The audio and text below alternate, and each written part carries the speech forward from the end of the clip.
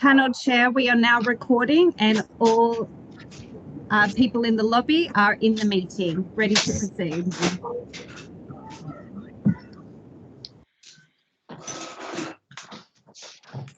Right, thank you. Welcome to this meeting of the Northern Beaches Local Planning Panel, held on the 5th of July 2023. My name is Peter Biscoe and I'm the chair of the panel. Those on the panel who are sitting with me today are Graham Brown and Marcia Doney, who are both expert members of the panel, and Nicole Glenane, who's the community representative. The panel acknowledges the traditional custodians of the lands on which we gather and pays respects to their elders, past and present. Speakers are normally allowed 3 minutes in which to speak, bearing in mind that the panel has been briefed with any written submissions that you may have lodged. Where there's more than one speaker, it's unnecessary to repeat what a previous speaker has said. It's sufficient to indicate you agree or any respect in which you may not agree with a previous speaker. If more time is required, it may be granted at the discretion of the chair if you seek it. We have today two matters in the public meeting items, and for the sake of completeness, I'll also identify the three matters which are the subject of, which aren't the subject of a public meeting for statutory reasons. The two public meeting items, item 4.1 and 4.2 on the agenda. Item 4.1 is DA 2022/1370 concerning 32A Wallumbah Road, Newport, for the construction of a telecommunication facility. And the second item is DA 2022/0616 76 Willandra Road, Norowena, for construction of a seniors housing development comprising 36 self-contained living units, associated community centre and basement parking. As regards the non-public meeting items, the reason that they are non-public meeting items is that there is a statutory direction by the Minister for Planning and Public Spaces, which states the panel is only required to hold a public meeting where the development application has attracted 10 or more unique submissions by way of objection. So the three matters that are not the subject of a public meeting today do not satisfy that criterion. They are item 5.1 on the agenda, DA 2022/1205, relating to 49 Chard Road, Brookvale. This is a designated development for chemical storage facility comprising the installation of a CO2 storage tank. Then there is item 5.2, DA 2022/2232, relating to 154 Sydney Road, Fairlight, for alterations and additions to a mixed-use building. And the final and non-public meeting item is DA 2023/0128, relating to the South Curl Surf Lifesaving Club at Carrington Parade, Curl, for alterations and additions to the club to provide a storeroom.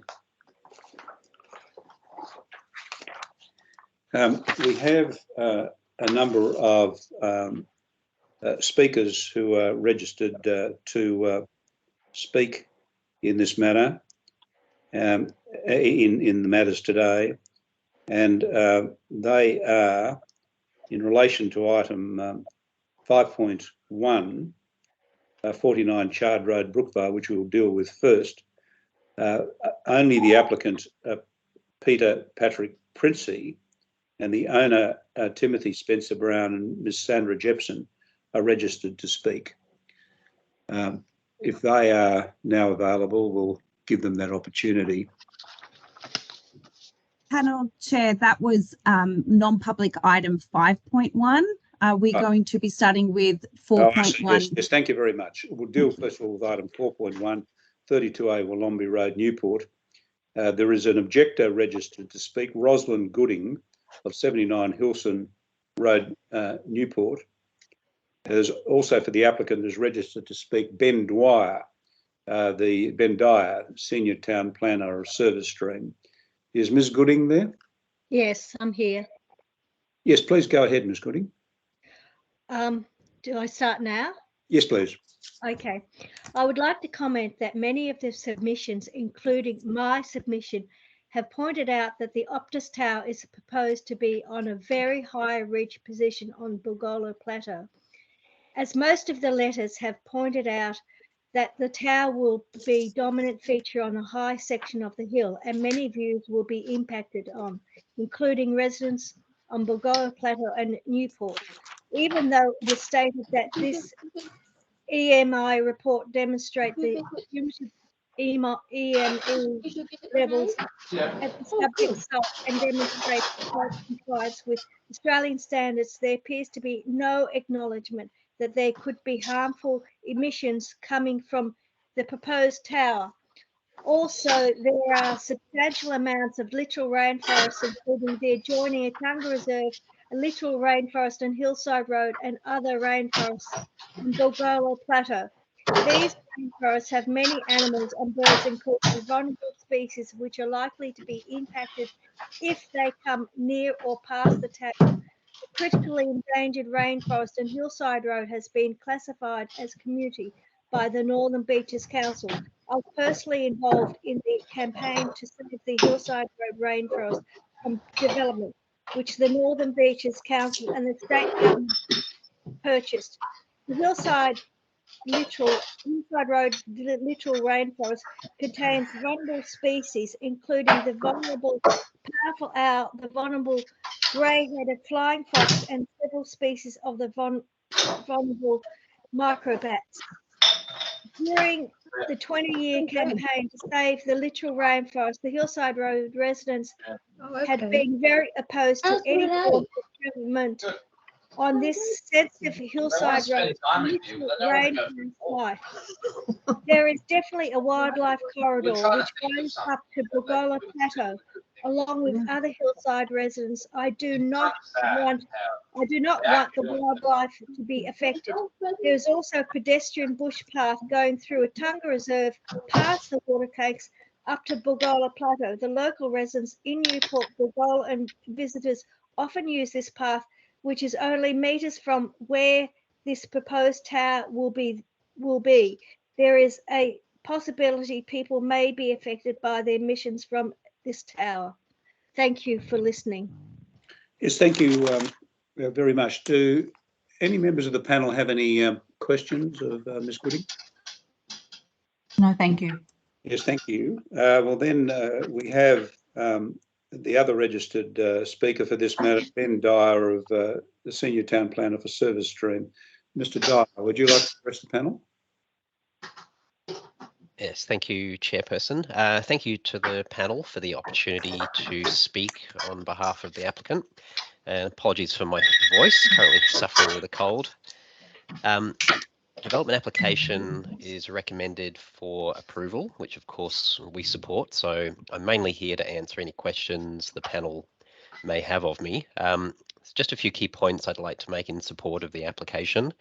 Firstly, Optus and Vodafone have been working for a number of years to address coverage issues in the Bulgola Beach, Bulgola Plateau and Newport areas that resulted from the loss of telecommunications facilities from this same site several years ago.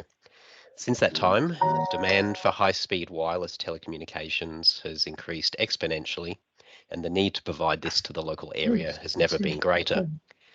Despite undertaking a detailed assessment of a range of potential sites, this site is the only location in this area that can achieve coverage of the entire area, and is the reason the previous telecommunications facilities have been located here as far back as 2003. I think it's an important point to stress that this site is not a new telecommunications site, and that a range of telecommunications equipment on monopoles have existed here and been part of the visual landscape for about 20 years. We acknowledge that the facility will be visible from a number of locations in the area. However, the nature of mobile telecommunications facilities is, of course, that they must be taller than surrounding structures and vegetation to achieve coverage. And this is evident throughout our urban landscape. We originally started with a 21-metre tall structure during pre-lodgement with council on this site. However, we have significantly reduced the height to 16.5 metres in acknowledgement of community concerns with the potential visual impact. We have also redesigned the head frame to be as compact and slimline as possible, as well as redesigning and reducing the number of antennas. The site is wholly within the existing Sydney Water property, and there will be no works occurring in any of the surrounding bushland. We consider that the resultant design is the best possible outcome for surrounding residents and the community, and will significantly improve wireless telecommunications coverage and capacity in the area. Just one final point I'd like to make is just to address an article that was in the Daily Telegraph, which included a photograph of a tower stacked with multiple head frames, antennas, and dishes. This is not in any way similar to our proposal, with our plans and photo montages clearly showing the compact nature of our design. Thank you very much for your time and consideration. Yes, thank you, Mr. Dyer. Does the panel have any questions? No questions for me, thank you. Yes, thank you. Very well. Well, that then concludes the speakers for item 4.1 on the agenda. That takes us forward to item 4.2, which is DA 2022/0616 relating to 76 Willandra Road, Narrowena, for the construction of a seniors housing development comprising 36 self-contained living units, associated community centre and basement parking. We have 4 objectors who are registered to speak. They are Anne Sharp of 77 Brighton Street, Curl, Jackie Marlowe of 154 Warara Avenue, Eleanora Heights, Connie Harris and Jenny Harris of 6 Kinker Road, Duffy's Forest. There are no one is registered to speak for the applicant. Now, Ms. Sharp, would you like to address the panel? Is Ms. Sharp with us? Yes, I'm here. I'm not sure if you can see me, but Yes, we can. Thank you. oh, okay, right. I can't see me. That's oh yes, I'm down there. Sorry. Right. Yes, I just want to say that I wanted to support the council recommendation and the reasons for refusal of this DA. The planning issues are dealt to justify refusal are dealt with comprehensively in the report. So I won't try to be brief, but for example, the development does not satisfy the requirements of the Warringah LEP 2000, including the desired future character, general principles, and also Schedule 5.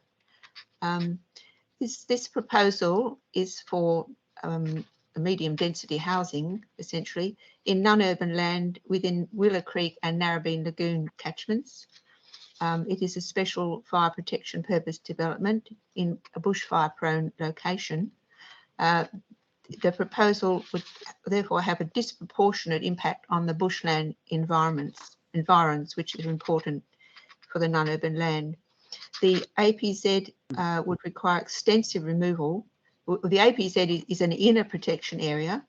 There's no outer protection area identified, and would have an extensive removal, require extensive removal of vegetation to the north, northwest, west, and south. It would also extend across a section of slope greater than 18 degrees. The perimeter roads to the north and south would extend into surrounding bushland areas and require significant clearing with a carriageway width and turning circle. The development in APZ would impact on the majority of the combined site, remove over 230 mature trees, over 2.5 hectares of native vegetation, and also it would be located within coastal sandstone gully forest, of which the majority would be affected within the site. Associated with that would be the removal of threatened fauna species foraging habitat and diversity of vegetation and habitat. In terms of riparian land, to the south, the APZ would overlap a waterway and riparian land in the adjoining lot 807.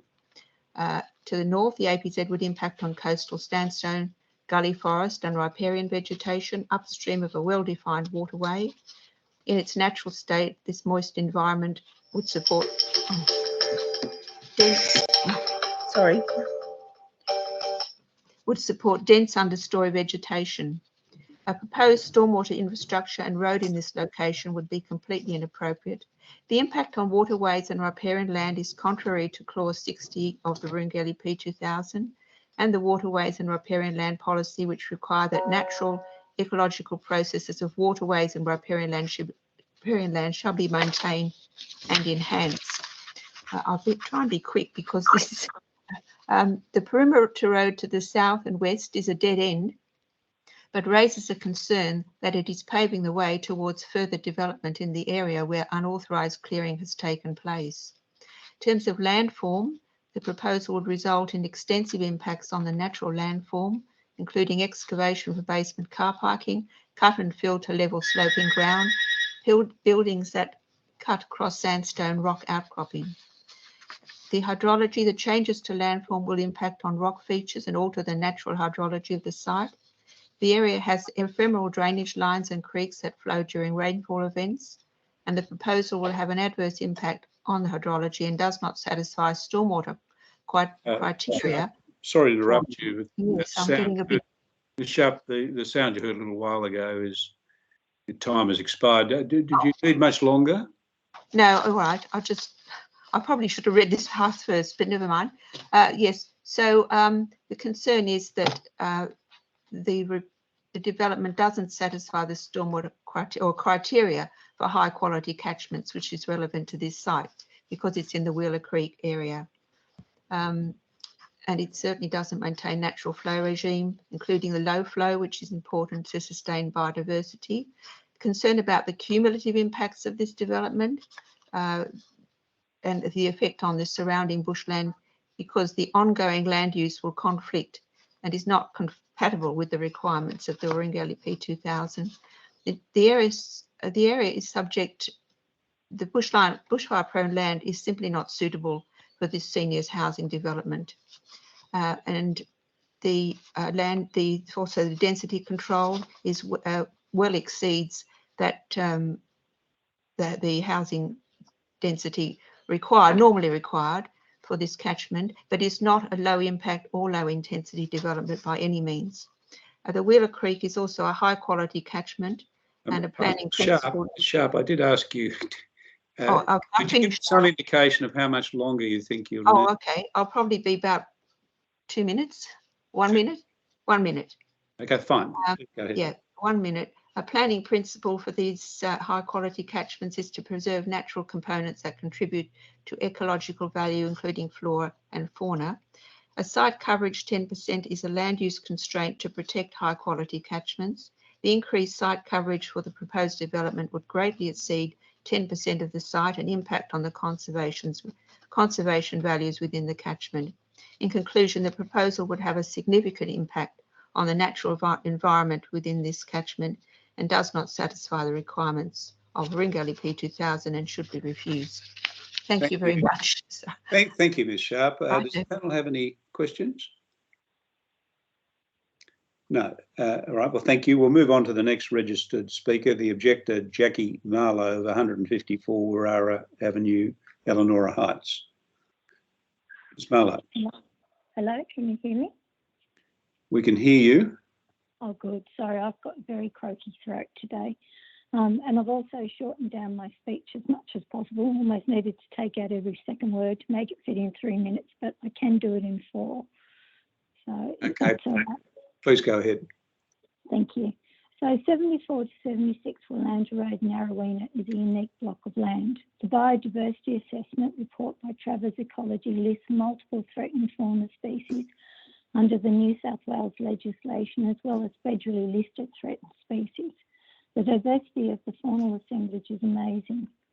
The Travis report lists the mitigation measures that are meant to avoid and minimise potential ecological impacts. As a practicing ecologist, I know it's almost impossible to mitigate development impacts on wildlife. Many of the actions listed by Travers in his report are not practical, so I've listed just a few and I'm going to critique them. The APZ proposal is extensive. According to BirdLife Australia, powerful owls have a long-term known breeding site to the north of this development. They forage on this block. Research shows owl core ranges are restricted to treed environments around a riparian zone with limited housing. The removal of hundreds of trees for the APZ will reduce the area available for the foraging around this breeding site and will impact upon the riparian zones. The science about protecting and maintaining powerful populations is still unknown, so it's not in the public interest to risk the loss of this powerful owl breeding site. Another action C, protection and replacement of giant burrowing frog habitat. Habitat loss through clearing for urban development is classed as the greatest threat to the giant burrowing frog. Travers noted further clearing within 300 metres of this breeding area will impact breeding viability as the species spends greater than 95% of its time away from the breeding sites and will not occupy cleared vegetation. It notes that this is a vitally important local population of giant burrowing frogs, as it is bounded by the south and the east with housing and Wakers Parkway to the north. It is isolated and at risk from local extinction. Within this development site, upstream clearing of habitat and disturbance from buildings will change water quality and flow regimes. Red-crowned toadlets and giant burrowing frogs are negatively affected by pesticides, herbicides and siltations. The development will also impact upon the riparian zone water flow as there is ever-increasing rain events due to climate change. It is not in the public interest to risk losing these populations of giant burrowing frogs and red-crowned toadlets. There was a proposal to replace red-crowned toadlet and giant burrowing frog habitat by Travers. Frank Lemkert, who is an expert on red-crowned toadlets and giant burrowing frogs, states there is no research to show that this method will work. Another action is replacing glossy black cockatoo foraging habitat. This action will take years for the trees to reach maturity. Large tracts of Alocasuarina were removed at the Greenhaven development on Narrabeen Lagoon, and the glossy black population has not recovered, even though it is now a decade since the area was developed.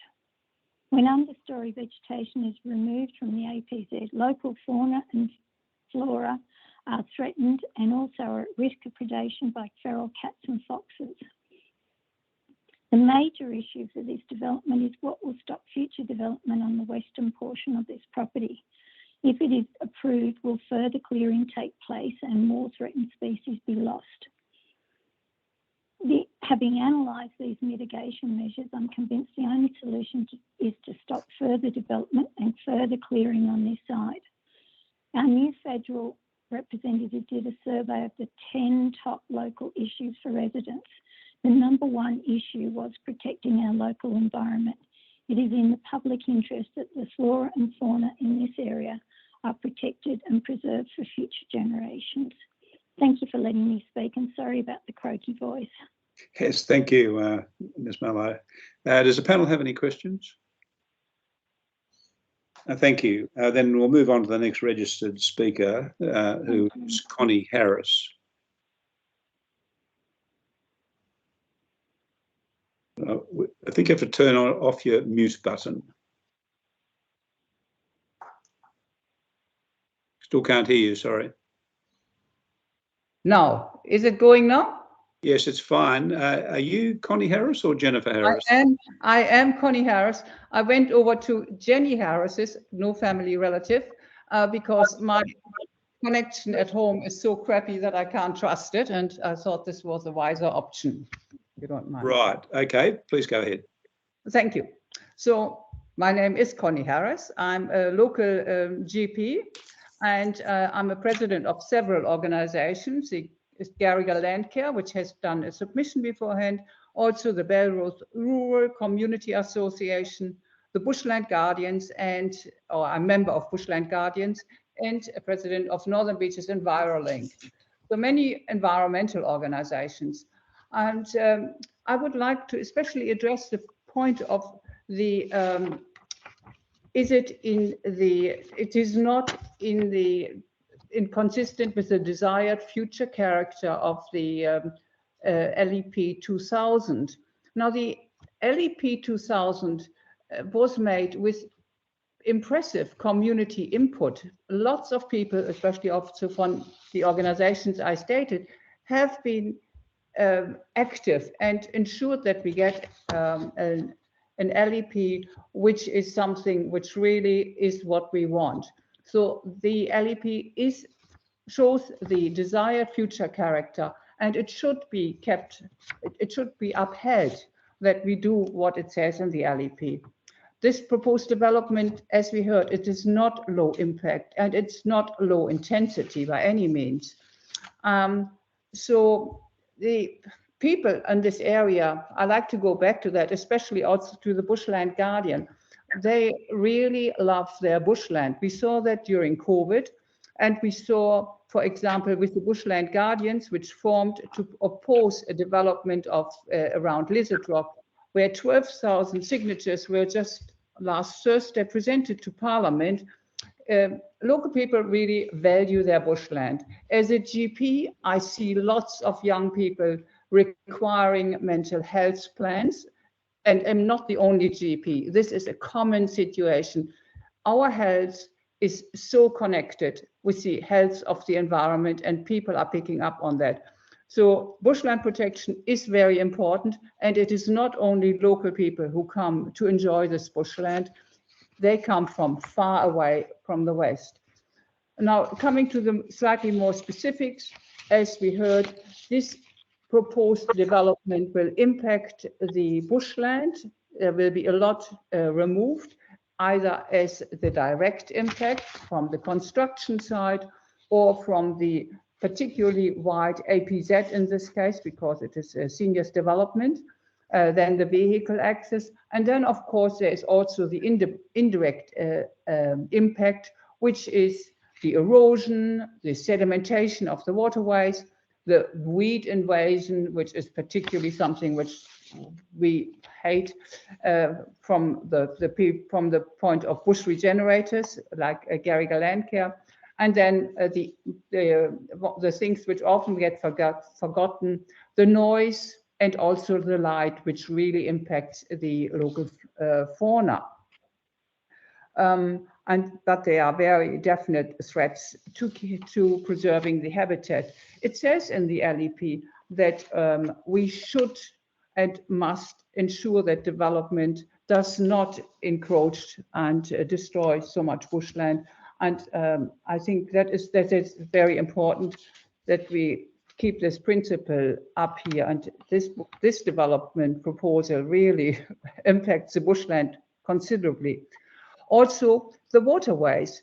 There is excavation planned, and with that excavation, we get the sedimentation, but then we also get that this increased water flow, because you have increased hard surfaces, and that water cannot be contained, which will then rush off in the creek afterwards.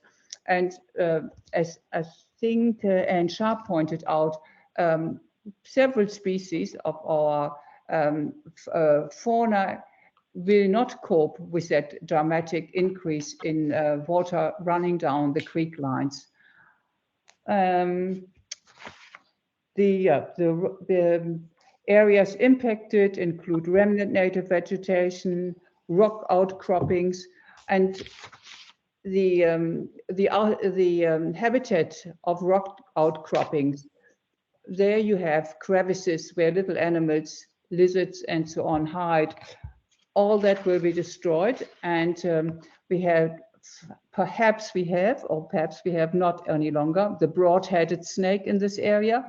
This is an animal which is a bit like the diamond python, but it requires a very specific habitat, and that is exactly that. It needs these rock crevices. And to be on the to stay on the side of precaution, we really must protect everything we have. And I hope you accept the good by council and oppose this development. Thank you. Yes, thank you, Ms. Harris. Does the panel have any questions? Thank you. Then that takes us to our final registered speaker, Jenny Harris of 6 Kinker Road, Duffy's Forest. Mr. Harris. Thank you. Look, this application before you is just a textbook example of the successive applications by this developer to increase housing density by stealth, with, once again, little regard for the environmental impacts. The proponent's own statement of environmental effects has demonstrated the unintended consequences of previous Land and Environment Court approvals, how they are changing the character of this locality. I mean, their report actually states that the locality will remain relatively unchanged, having due consideration to similar developments to the proposal in the immediate locality, and it's located in a previously cleared.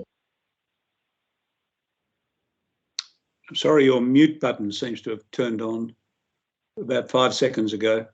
Oh, yes. Well, sorry, they were saying that it's similar, that the desired future character will be unchanged because of similar developments in the area. So essentially, it's the locality is being changed because of previous Land Environment Court approvals, and that also this proposal is located in previously cleared land. Well, the other developments, as I've said, only exist because of previous approvals against the wishes of council and the community. And furthermore, the proposal is only located in a previous cleared site by virtue of a legal clearing by the applicant. But regardless of the precedent set by the Land and Environment Court, there is no denying that this application does not avoid or minimise biodiversity impact, and the use of the site as a retirement village is completely inappropriate.